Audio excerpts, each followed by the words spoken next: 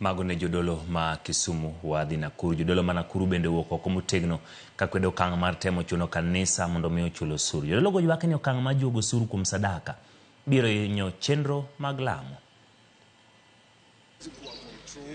The clergy in Nakuru strongly oppose the approval of the bill by Parliament aimed at taxing religious organizations across the country.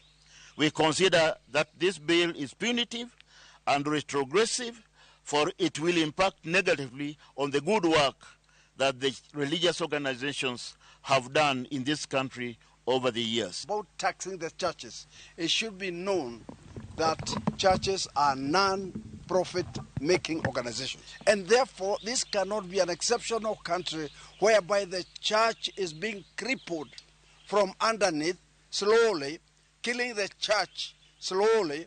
That's what we can see in this bill.